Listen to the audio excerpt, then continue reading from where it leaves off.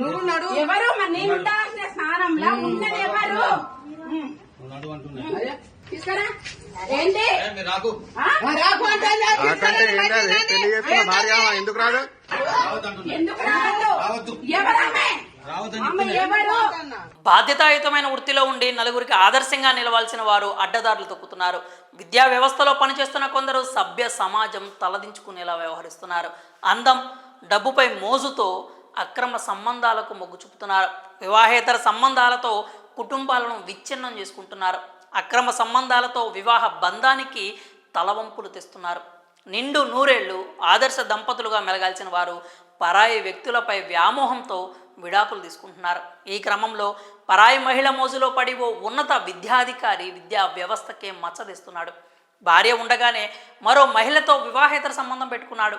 విద్యా వ్యవస్థను గాడిలో పెట్టాల్సిన విద్యాధికారే గాడి తప్పాడు. ఏకంగా లవర్తో రొమాన్స్ చేస్తూ అడ్డంగా బుక్ అయ్యాడు డిఈఓ. ప్రియురాలితో రొమాన్స్ చేస్తూ భార్యకు రెడ్ హ్యాండెడ్గా దొరికిపోయాడు. ఈ ఘటన నల్గొండ జిల్లాలో చోటు చేసుకుంది. పూర్తి వివరాల్లోకి వెళ్తే నల్గొండ జిల్లా విద్యాధికారి వేరే మహిళతో వివాహేతర సంబంధం పెట్టుకున్నారు. ఈ విషయం తెలిసిన ఆయన భార్య భర్త వ్యవహారంపై నిఘా పెట్టింది. ఈ క్రమంలోనే గురువారం వేరే మహిళతో ఉన్న సమయంలో పలువురితో కలిసి వెళ్లి రెడ్ హ్యాండెడ్గా పట్టుకుంది. దీంతో గుట్టుగా సాగుతున్న వివాహేతర సంబంధం బట్టబయలైంది.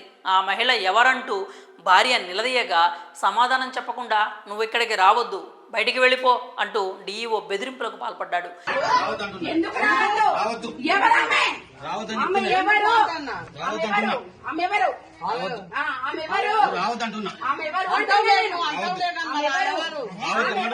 ఈ తతంగాన్నంతా వీడియో తీసి సోషల్ మీడియాలో పోస్ట్ చేయగా నెట్టింట వైరల్గా మారింది. అయితే తనను పెళ్లి చేసుకుని వదిలేసి 14 ఏళ్లుగా తన పలుకుబడితో కోర్టులో విడాకుల కేసు నడిపిస్తున్నాడని డిఈఓ భార్య ఆరోపించింది. విడాకులు మంజూరు కాకముందే మరో మహిళతో వివాహేతర సంబంధం కొనసాగిస్తున్నాడంటూ ఆరోపించింది. ప్రియురాలితో 3 పిల్లలను కూడా కన్నాడంటూ డిఈఓ భార్య ఆరోపించింది. తనకు జరుగుతున్న అన్యాయంపై పోలీసులు, ప్రభుత్వం స్పందించి న్యాయం చేయాలి అంటూ డిఈఓ భార్య వేడుకుంది. ఈ క్రమంలో నల్గొండ 2 టౌన్ పోలీస్ స్టేషన్లో డిఈఓ భార్య ఫిర్యాదు చేసింది. ఈ ఘటనపై కేసు నమోదు చేసుకున్న పోలీసులు దర్యాప్తు ప్రారంభించినట్లు తెలిపారు. వివాహేతర సంబంధం బయటపడడంతో డిఈఓ చేసిన దారుణాలు ఒక్కొక్కటిగా వెలుగు చూస్తున్నాయి.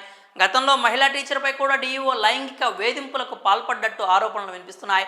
ఈ నేపథ్యంలో డిఈఓపై ప్రభుత్వం చర్యలు తీసుకోవాలంటూ పలువురు డిమాండ్ చేస్తున్నారు. మరి భార్య ఉండగానే వేరే మహిళతో వివాహేతర సంబంధం పెట్టుకున్న ఈ డిఈఓపై మీ అభిప్రాయాలను కామెంట్స్ రూపంలో తెలియజేయండి.